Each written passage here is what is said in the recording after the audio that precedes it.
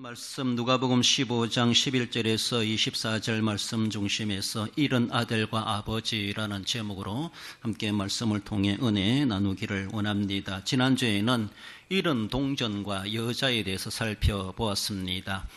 연립으로 된 동전을 그가 받았지만은 한 잎을 잊어버림으로 그것을 찾기 위해서 애써갔다는 것을 살펴보았죠. 남편의 사랑의 정표라고 할 수가 있는 그걸 하나를 잃어버렸다면은 불행이 엄습해 올 수밖에 없는 그런 가운데 있었던 여인인데 그 불행 속에서도 잘 회복되어 또 결국은 그렇게 행복을 회복하게 되었다라는 것을 우리가 함께 살펴보았습니다. 그래서 그만큼 잃어버린 것을 찾는다는 것이 얼마나 기쁜지, 그만큼 우리 하늘에 계신 아버지께서도 죄인한 사람이 회개하고 돌아오면은 그렇게 기뻐하신다라는 것을 예수님의 잃어버린 것에 대한 찾는 비유를 통해서 우리에게 계속해서 말씀해 주십니다. 이런 양을 찾고 이런 드라크마를 찾고 오늘은 잃어버렸던 아들을 찾는 그런 모습으로 예수님이 잃어버린 것을 찾는 비유의 말씀을 우리에게 말씀해 주십니다. 예수님에 대해서 수군거렸던 바리새인과 서기관들, 그들뿐만 아니라 오늘 우리들에게도 주시는 교훈의 말씀이 있다라는 것을 생각합니다. 오늘은 아버지와 아들의 모습을 생각해 보는데 아버지와 아들의 관계는 천륜지간이다 이렇게 말할 수가 있죠. 물론 다른 것도 그렇게 하시겠지만은 좀 더 직접적으로 하나님이 맺어주신 관계입니다. 내가 너 엄마 되고 싶어 엄마 된 것도 아니고 아들 되고 싶어 아들 된 것이 아니라 선택이 아니라 하나님이 맺어주셨다는 것이죠. 그렇습니다. 결혼은 자기의 선택의 퍼센트가 많을 수가 있습니다. 그것도 하나님이 짝지어 주셨다 그렇게 말하는데 그러나 부자지간이라고 하는 것은 부모와 자식 관계라고 하는 것은 어느 누구의 선택이 아니에요. 하나님이 정해 주셨기 때문에 그 어떤 사이 어떤 지간보다가도 가장 친밀한 그런 관계고 그래서 정말 가장 가까운 촌수관계다 이렇게도 볼 수가 있습니다. 그래서 그 무엇보다가도 부자지간의 관계라고 하는 것은 끊을 수 없는 그런 관계이고 하나님이 맺어주셨다라는 것을 우리가 그렇게 좀 의식할 필요가 있습니다. 본문의 내용을 우리가 잘 알고 있는데 잃어버린 것을 찾는 것에 대해서 결국 말해볼 때에 해피엔딩으로 끝나게 됩니다. 행복한 결말로 끝난다는 것이죠. 뭔가 영화나 스토리나 드라마나 연극이나 시작했다가 화려하게 했다가 끝에 가가지고 뭔가 조금 쉬운 말로 찌찌분하게 끝나면은 괜히 봤네 이런 후회스러운 것도 있어요. 그런데 오늘 본문의 예수님의 세 가지 비유 이야기 속에서도 보면 결국은 해피엔딩으로 끝납니다. 그 해피엔딩으로 끝나는 것은 오늘 본문을 우리가 잘 알고 있는 것처럼 아들이 돌아왔기 때문에 해피엔딩이 된 것이 아니라 돌아온 아들을 받아주는 아버지 때문에 즐거운 행복한 결말이 되었다라는 것이죠. 그것이 해피엔딩입니다. 그래서 in Jesus Christ, 예수님 안에 하나님 안에 돌아왔을 때 우리의 불행이 행복이 되고 우리의 그렇게 비참한 인생이 해피엔딩으로 끝난다. 즐거운 결말로 끝난다는 것을 우리는 생각해 볼 때 우리의 인생과 우리의 모든 생활들도 하나님 안에서 하나님 주시는 행복한 결말이 될 수 있도록 우리는 절대로 울타리 밖을 벗어나지 말고 우리 밖을 넘보지 말고 아버지 안에 아버지 품에 예수 그리스도 안에서 우리에게 주시고자 하시는 진정한 행복을 우리는 만끽하고 누릴 줄 알고 자족할 수 있어야 할 것입니다. 본문으로 돌아와서 이런 아들과 아버지란 제 주시는 말씀 상속을 받아 집을 떠난 아들을 살펴봅니다. 12절에 그 둘째가 아버지에게 말하되 아버지여 재산 중에서 내게 돌아올 분깃을 내게 주소서 하는지라. 아버지의 유산은 사실은 아버지가 죽기 직전, 더 나아가서는 죽고 나서 자식들에게 그렇게 유산으로 물려지게 되는 상속이 되는 것이죠. 그러나 살아있을 때라도 자녀들에게 물려줄 수가 있습니다. 구약의 배경으로 바라보면은 장자에게는 3분의 2의 지분이 돌아가게 되죠. 그렇습니다. 그래서 오늘 본문의 두 아들 중에 하나는 아마 그에게는 아버지의 재산 중에 약 3분의 1이 자기의 분깃이 아니겠는가. 그것을 잘 알고 있었던 둘째 아들이라고 볼 수가 있습니다. 그래서 아버지 내게 돌아올 분깃을 앞당겨 주세요라고 하며 그것을 요청했을 때 아버지는 또 기꺼이 그렇게 또 내어줍니다. 그래서 그것을 싸들고 집을 나가게 되었다라는 것이죠. 누가 나가라 한 것도 아니에요. 어떻게 하면은 좀 심한 말로 말하면은 무단가출하게, 무단가출. 아버지가 나가는 것을 그렇게 원하지 않았을 겁니다. 그렇습니다. 아무튼 아버지도 그를 이기지 못해서 결국 주고 또 가게 되는 것을 잡지 못하며 결국은 나간 그 이후로 아버지는 계속 그 아들을 걱정하며 살아갈 수밖에 없는 그런 나날들이 되는 것을 볼 수가 있죠. 여러분들 이 둘째 아들의 가출의 동기가 무엇일까? 무엇이라고 생각합니까? 저도 크면서 고등학교 졸업하기까지 도시 나가봤으면은 집을 한 떠나봤으면은 이런 괜한 호기심 그리고 동경 도시에 대한 가보고 싶은 그런 동경심이 있습니다. 여러분들은 크면서 난 여기가 좋사오니 이게 행복이다라고 느낄지 모르지만은 자라나는 우리의 자녀들 보면은 아무런 계획도 없으면서도 한번 집 떠나고 싶어하는 그런 호기심 다 있다고 볼 수 있습니다. 더 나아가서는 조금 가부장적인 그런 가정이라면은 좀 부모 설화를 떠나가지고 쉬운 말로 타치 안 받고 간섭 안 받고 좀 자유롭게 나도 한번 살고 싶다.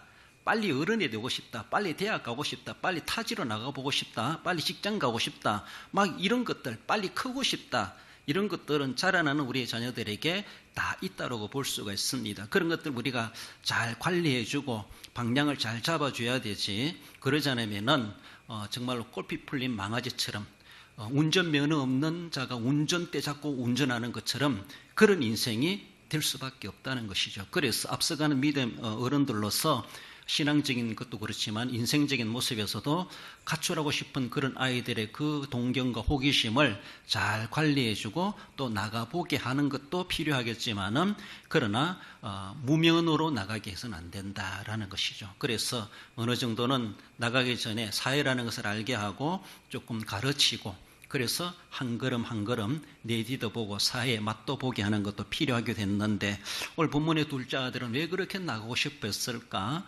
어쩌면은 자기가 집에 있어봤자 나는 아무런 장래성도 없다. 자신의 입지에 대해서 형의 그늘 아래 눌러가지고 내가 무슨 빛을 보겠나 뭐 이런 생각도 했을 것이고 또 뭐 표현 안 하지만은 부모나 형에 대한 불만이 없잖아 있을 수도 있을 것이고 외지를 향한 동경심, 호기심 때문에서도 그렇게 나가고 보고 싶은 그런 모습들이 않겠는가라는 겁니다. 어쩌면은 우리가 신앙생활 하면서도 여러분들은 나 대양교회를 한번 떠나보고 싶다 이런 생각을 해본 적 없습니까? 천동을 한번 떠나보고 싶다 이런 생각. 다른 교회는 어떤가? 다른 교단은 어떤가? 도시교회는 어떤가? 이런 것들 다 우리에게 그런 호기심 없잖아 있을 수 있습니다. 그런 것들이 좀 긍정적이고 발전적으로 나아간다라면 필요한데 그러나 그런 마음 가지고 무작 나갔던 그 사람들이 지금 어디에 가 있는지 연락도 안 되고 소식도 안 되고 더 나아가서는 우리 이미 알고 있죠. 허랑방탕하는 영적인 허랑방탕하여 고향에 감히 낯을 들고 오지 못하는 그런 처지에 놓여있는 출신자들도 얼마나 많겠는가 우리는 생각해 봅니다.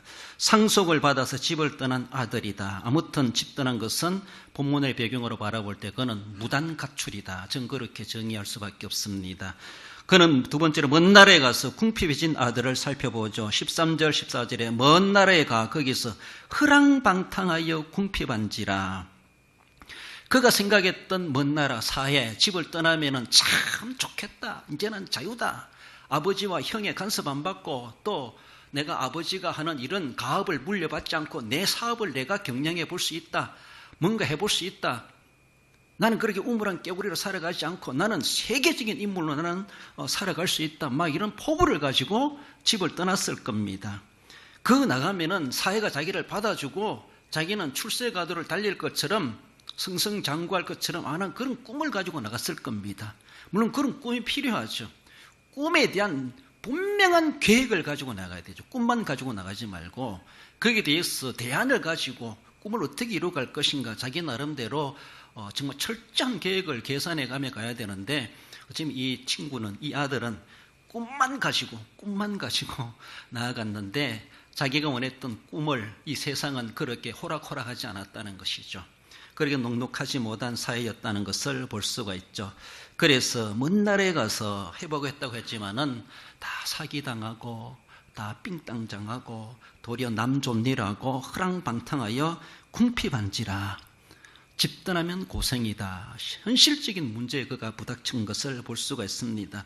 다른 교회는 어떤가 가보고 싶은데 가보세요. 그건 아니나 똑같아요. 집 떠나면 또 고생입니다. 어떤 사람들은 이 교회 갔다 저 교회 갔다 그래서 일명 철새 교인들이 얼마나 많은지 몰라. 제대로 자기 신앙 정착하지도 못하고 뭔가 정들려 하면은 또 뭔가 삐그덕거리다가 또 다른 데로 옮기고 그러니까 제대로 지그시 박힌 돌과 같이 그 자리를 지켜가면서 묵묵해야 되는데 캠빌이 좋다더라, 사인이 좋다더라 하면서 요거 바꾸고 저거 바꾸고 하다가는 한 개도 제대로 해내지 못하고 그저 맘마 보고 끝나버리고 또 계속해서 다른 거 바꾸고 변종하는 그런 모습이 있지 아니한가. 신앙적인 모습에서도 마찬가지입니다. 정말로 오늘 이 세상에 우리가 보잖아요. 자유화되고 인본화되고 세속화되고 다원화되고 공산화되는 교회 안에 그런 바람들이 불고 있어요. 우리 신학에서도. 그러니까 잘못하면요 거기에 빠져가지고 속된 말로 빼도 박도 못하고 나오지도 못하는 그런 처지에 놓일 수가 있습니다. 그래도 여기가 좋사오니 이 말이 그렇게 고리타분한 말이 아니라 가장 안정권이라고 볼 수가 있어요. 그래도 다른 데 가본들 뭐 대단한 거 있는 것 같지만 대단한 것이 아니라 도리어 나를 잡아먹으려고 하는 많은 원수들이 나에게 뭔가 내 것을 빼앗아 보려고 하는 것. 돈이 있을 땐 친구가 많죠. 그러나 돈 떨어지니까 그 누가 알아주는 사람 없고 문전박대당하는 그런 모습이 되었던 것이고, 더 나아가서는 마귀가 들끓는 세상이라고 하는 것을 우리는 생각해야 돼요.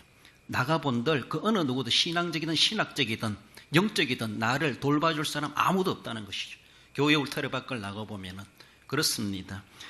부정적으로만 볼 건 아니겠지만 아무튼 세상은 그렇게 호락호락하지 않다라는 것을 우리는 늘 생각하며 밋밋한 것 같아도 별일 없이 살아가는 오늘 우리 신앙의 일상적인 삶이 얼마나 복인가. 이 행복을 느낄 줄 알아야 됩니다. 그렇습니다. 그래서 그가 먼 나라가 궁핍한지라 허랑방탕하여 궁핍했다. 구약시대 그런 말이 있어요. 아버지에게 상속을 받았어요, 재산을. 그렇다면은 아버지가 살아 계시는 동안에는 상속받은 재산에 대해서 팔 권리가 없다 그래요. 그것을 팔려면은 아버지의 허락을 받아서 팔아야 된다. 그러함에도 불구하고 이 둘째 아들은 지분을 받아가지고 자기 마음대로 다 써버리고 다 탕진해 버렸다는 것이죠. 지금 물질적으로 불효를 저지르는 것이고 인간적으로도 불효를 저지르는 것이고 신앙적으로도 율법적으로도 불효를 저지르는 그런 아들이다라고 볼 수가 있습니다. 그렇습니다. 그러므로 재산 상속받은 것에 대해서 아버지가 다 아직도 살아계심에도 불구하고 자기 마음대로 다 써버리고 다 팔아버리고 다 없어져 버리는 이러한 모습. 그래서 허랑방탕했다. 가장 어쩌면은 처참한 그런 모습을 보여주고 있습니다. 그래서 그는 돼지를 치며 사는 아들이 되었다라고 하는 것을 말씀하죠. 15절에 돼지를 치게 하였는데 그는 실패의 선잔에 찌들게 되며 즉 노숙자가 되어버렸다라는 것이죠. 그렇습니다. 그가 돼지 같은 처지에 놓이는 것이죠. 동네 아니라 들로 내보내져서 돼지가 있는 들판에서 살고 돼지와 함께 먹고 돼지와 함께 뒹굴고 그렇게 살아가는 이 모습. 그렇습니다. 특히 이 예수님이 돼지를 쳤다라고 하는 것은 구약적인 사상으로 유대인들 사상에서는 돼지는 죄송한데요 가장 부정한 짐승, 부정한 동물로 구분되는 중에 하나가 돼지입니다. 그래서 돼지고기 안 먹는다 이러잖아요. 돼지고기는 굽이 갈라졌기 때문에 또 레위기 11장에 부정한 동물로 구분됩니다. 돼지고기는 먹지 말라 그런 거예요. 그래서 돼지는 아주 가정스러운 그런 짐승으로 봅니다. 그래서 돼지떼에게 귀신을 보내지 않습니까? 원래 유대인들은 돼지와 거리가 멀게 살아가는 그런 사람들이다라고 볼 수 있는데 여기에 이 아들이 쉬운 말로 그는 민족적 유대인 즉 아브라함의 자손임에도 불구하고 돼지와 함께 살아가는 돼지 인생이 되어버렸다는 것이죠. 그만큼 민족성도 상실되어 버리고 아브라함의 자손, 아브라함과 이삭과 야곱의 자손, 더 나아가서는 선민이라는 것, 하나님이 거룩한 백성, 제사장 나라의 백성으로 삼으시겠다는 것에 대한 전혀 무관한 가장 가정스러운 부정한 동물, 부정한 생활에 거기에 처해졌다. 노숙자이면서도 더 어쩌면 율법적으로도 아주 가정스럽고 부정한 처지에 놓여진 그만큼 어쩌면은 그 죄에서 벗어나지 못하고 있는 그런 모습을 보여주고 있죠. 부잣집의 아들이란 신분도 없어져 버렸습니다. 선민의 정체성, 성결이란 것도 없어져 버렸어요. 이미 부정함으로 온몸이 다 그렇게 물들어 있죠. 성도란 신앙도 없어졌어요. 오늘날 우리처럼 주일을 지킨다든가, 구약시대로 안식일을 지킨다든가, 절기를 지킨다든가, 하나님 앞에 예물을 드린다든가, 이런 것도 없어요. 할 수가 없어요, 지금. 자기 먹고 사는 것도 힘들어지는 그런 상태에 놓여져 있는, 부잣집 아들의 신분도 없어지고, 선민의 정체성도 없어져 버렸고, 성도라는 신앙생활도 없어져 버렸고, 이것이 바로 돼지를 치며 사는 아들의 처지, 이것을 보여주고 있습니다. 얼마나 저주스럽고 불행스럽고 부정해졌는가라는 것을 보여주고 있습니다. 아버지를 떠난 이 아들이 거기 가서 잘 살았어야 되는데 정말로 지금 보기 좋게 완전히 밑바닥에 떨어져 있는 그런 모습을 보게 되죠. 나아가서는 아버지를 생각하는 아들을 봅니다. 실패가 아버지를 생각하게 만들었다, 이렇게 볼 수가 있어요.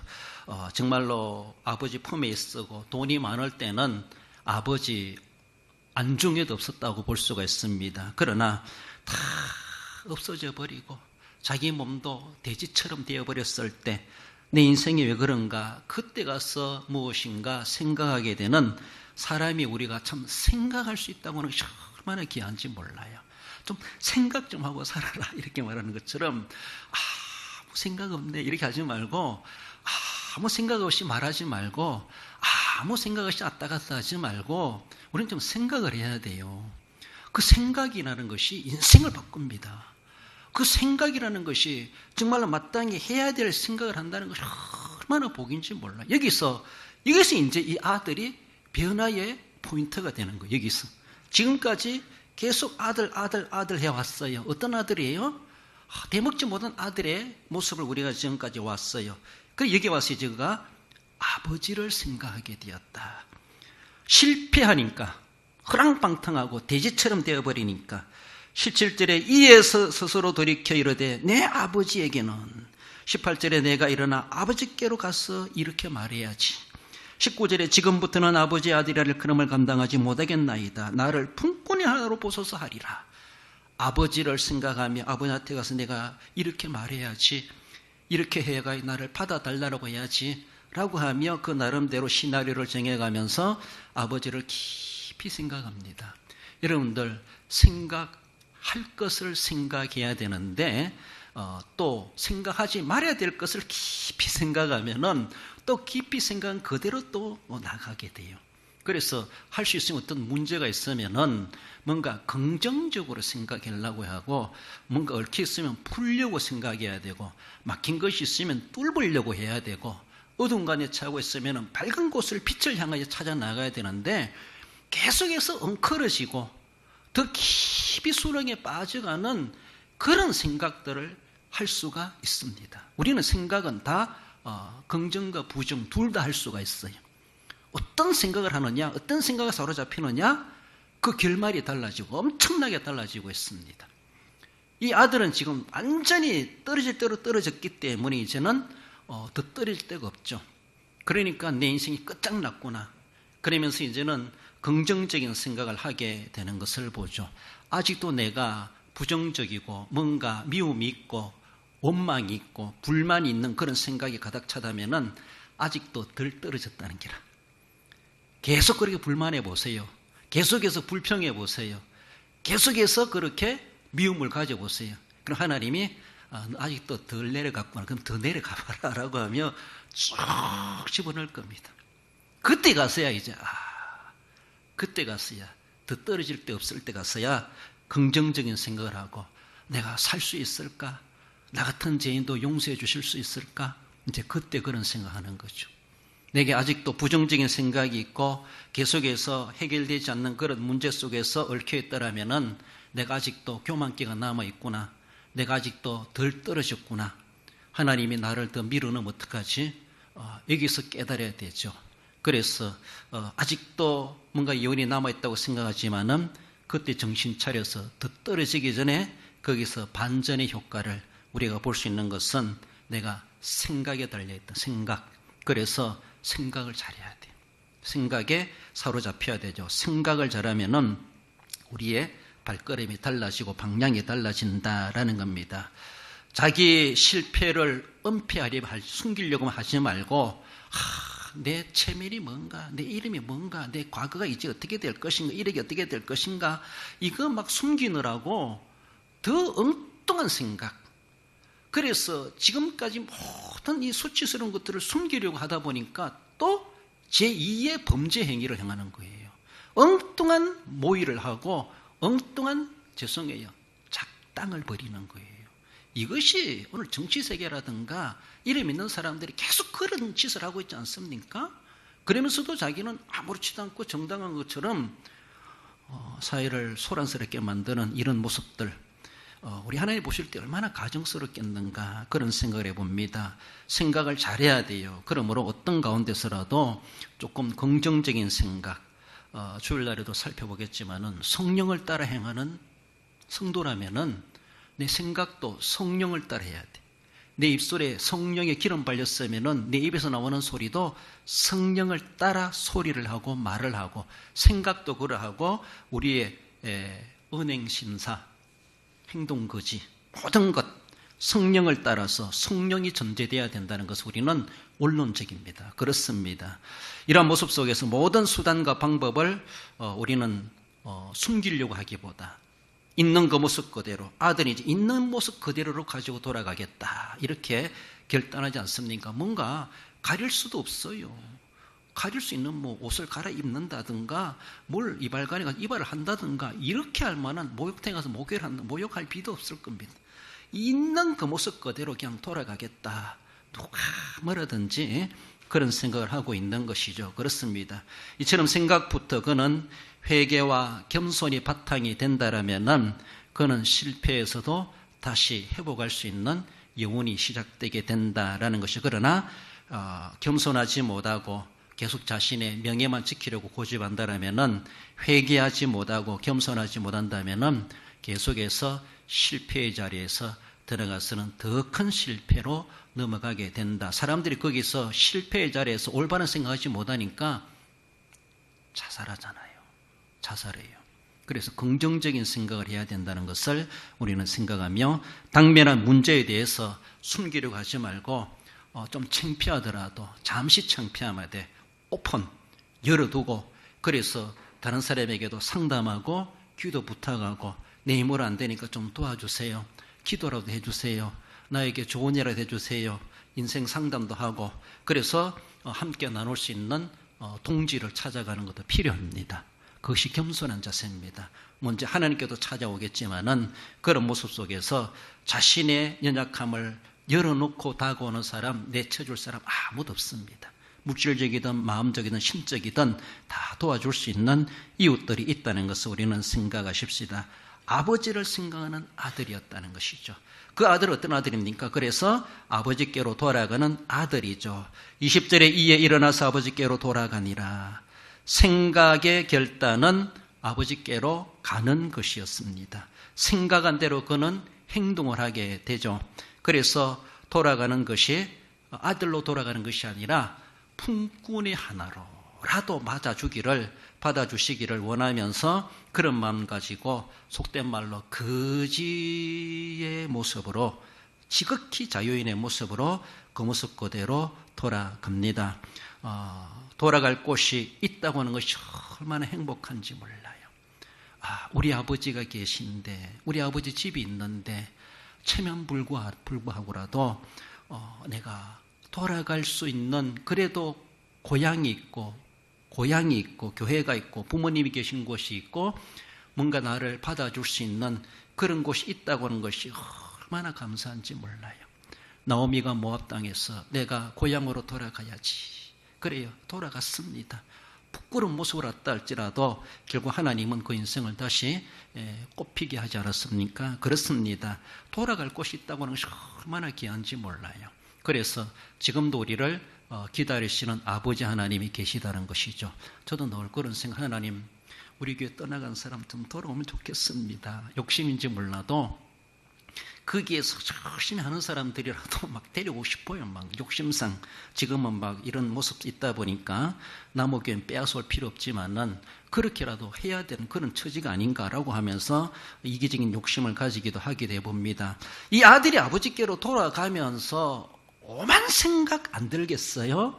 여러분들이 이런 처지에서 지금 천동 저 동구 밖에서 지금 한 걸음 한 걸음 비틀비틀하며 돌아온다고 생각해 보세요.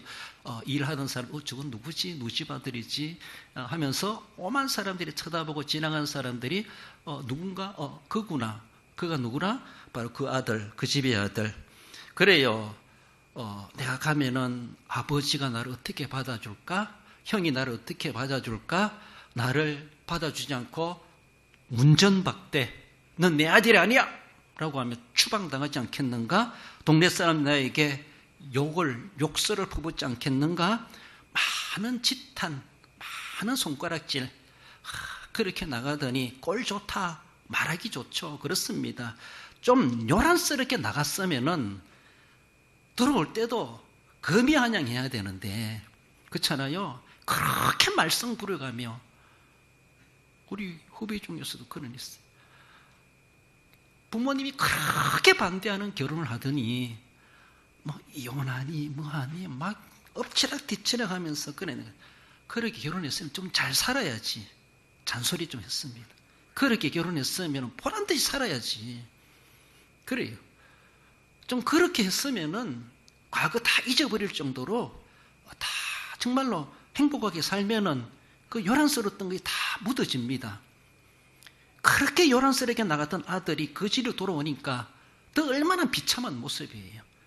그렇게 무단 가출하디는 참 꼴 좋게 됐다. 왜 나갔냐라고 하며 말하기 얼마나 좋습니까? 이런 말들이 많이 들려오게 되는 것이죠.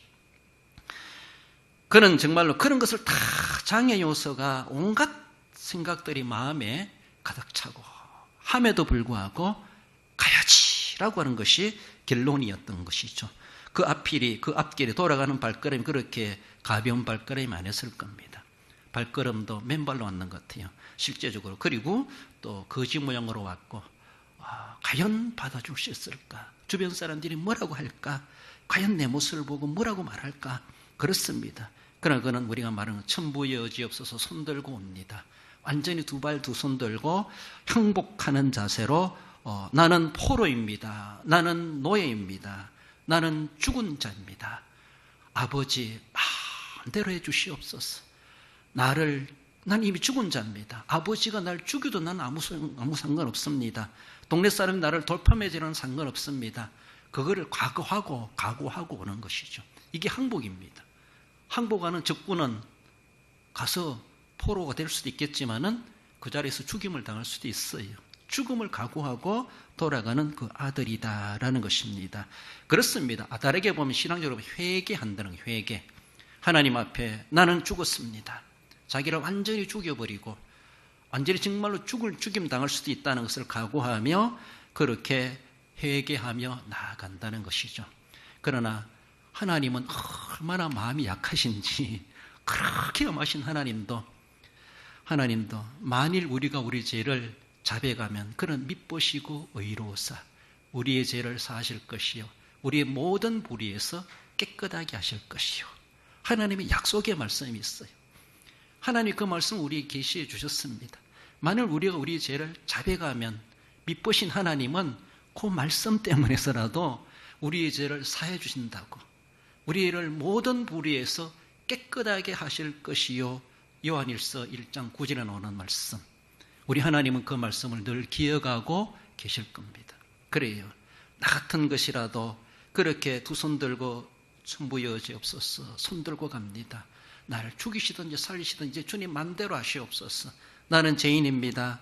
주님 앞에 죄를 자백하며 나아갔을 때 미쁘신 하나님은 결코 내치실 수가 없으셨다라는 것이죠.